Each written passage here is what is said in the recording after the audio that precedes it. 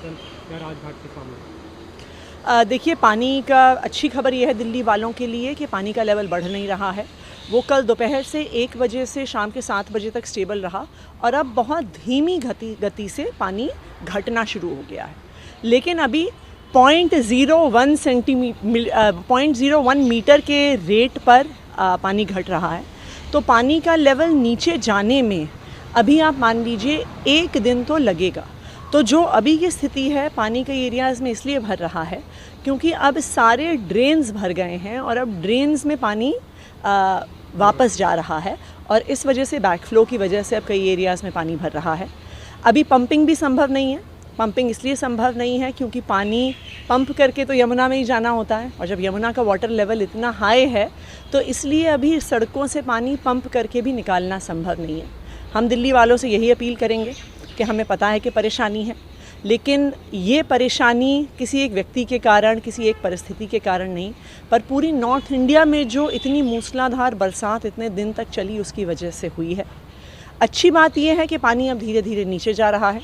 सबसे बस मेरी ये रिक्वेस्ट है कि जिसको घर से निकलने की ज़रूरत नहीं है वो अपने घर में रहें, कि सड़कों पर जो सिर्फ इमरजेंसी रिक्वायरमेंट्स हैं उनके लिए से ट्रैफिक चले। लेकिन बारिश हुई नहीं, यमुना के स्तर में भी कमी आ रही है, लेकिन कल की तुलना में ज़्यादा जलभराव आज दिख रहा है, खासकर जो ITO का इलाका है या इंद्रप्रस्थ का इलाका है। देखिए, उसमें बारिश की वजह से ये पानी नहीं भर रहा है।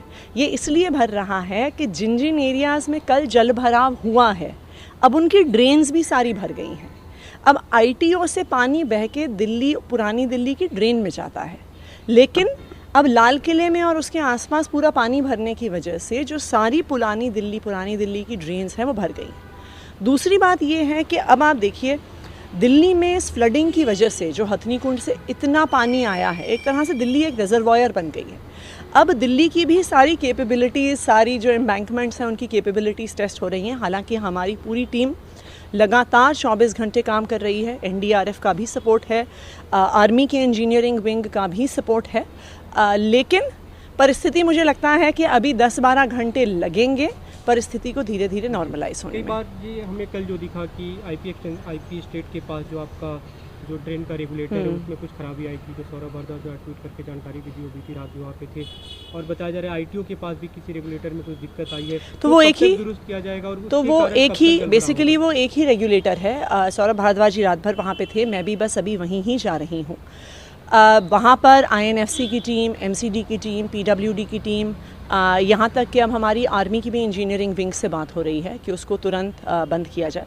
जैसा मैंने कहा, हर गेट की, हर रेगुलेटर की, हर एम्बैंकमेंट की, बराज की सारी कैपेसिटी अब टेस्ट हो रही है, क्योंकि 3 दिन से यमुना में 207-208 फुट का पानी भरा हुआ है। अब बस धीरे धीरे जैसे पानी का स्तर नीचे जाएगा उसी के बाद ये सारी परिस्थितियाँ सुधरेंगी। मेरी बस दिल्ली वालों से अपील है कि जिसको घर से निकलने की ज़रूरत नहीं है, चाहे वो दिल्ली के किसी हिस्से में रहते हैं, वो आज नहीं निकलें, क्योंकि चाहे अनचाहे में वो सेंट्रल दिल्ली को हिट करते हैं और अगर वहाँ पे ट्रैफिक जैम होगा तो जो भी इमरजेंसी सप्लाईज़ हैं जो हमें इवैक्यूएशन करना है उस पर प्रभाव पड़ेगा। ये जलभराव जो काफ़ी ज़्यादा दिख रहा है, कब तक इसमें कमी आ सकती है? देखिए, ये जलभराव तो तब कम होगा जब यमुना जी का पानी कम होगा। तो जैसे जैसे पानी कम होगा तो ड्रेन्स के पानी को हम पंप करके यमुना में डाल पाएंगे, लेकिन जब तक यमुना का लेवल थोड़ा और डाउन नहीं होता है तब तक ड्रेन्स की पंपिंग पॉसिबल नहीं। आपने कहा ये किसी आदमी के कारण नहीं, लेकिन बीजेपी खुले तौर पे आरोप लगा रही है। अनुराग ठाकुर जो केंद्रीय मंत्री, उनका कल बयान है कि कुछ लोग जो शीश महल में रहते हैं वो दूसरों पे आरोप लगाते हैं, वो दूसरों का देश क्या जाने। देखिए, सबसे पहले तो बहुत दुख की बात है कि ऐसी आपातकाल स्थिति में भी भारतीय जनता पार्टी को सिर्फ राजनीति करने का समय मिल रहा है। ये समय है सबके साथ काम करने का। और मैं इस बात से अचंभित हूँ कि अनुराग ठाकुर जी को लगता है कि अरविंद केजरीवाल जी में इतनी चमत्कारिक क्षमता है कि वो हिमाचल प्रदेश में बारिश करवा सकते हैं, कि वो हरियाणा में बारिश करवा सकते हैं। क्योंकि जो आज दिल्ली में पानी आ रहा है, ये दिल्ली में बरसात की वजह से नहीं आ रहा है। हम सबको पता है दिल्ली में पिछले 4 दिन से एक बूंद पानी नहीं बरसा है। जो आज सारा पानी दिल्ली में है, ये हरियाणा की हथनी कुंड बराज से बहते हुए यमुना में आया है। हम हरियाणा को दोष नहीं दे रहे हैं।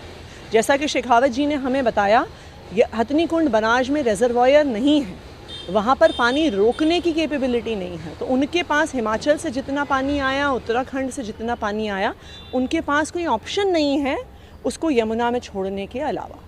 तो अब हथनी कुंड से भी पानी आना कम हो गया है, तो मुझे उम्मीद है कि अगले 12 घंटे में स्थिति सुधरनी चाहिए। अगले 12 घंटे जलभराव वाली स्थिति रहेगी आप? मेरे ख्याल से अगले 12 घंटे में तो रहेगी परिस्थिति। अभी सीएम विजिट करने वाले हैं, जो यमुना के पास ड्रेन है, वहाँ क्या कुछ दिक्कतें हैं? देखिए, ये जो ड्रेन है, इसमें जो गेट अभी जिसका काम चल रहा है, वहीं पर सीएम भी जाएंगे, वहीं पर मैं भी जा रही हूँ। वो एक तरह से दिल्ली का सबसे क्रिटिकल पॉइंट हो गया है, जहाँ पे अभी हमने सारी इंजीनियरिंग टीम्स को लगाया हुआ है।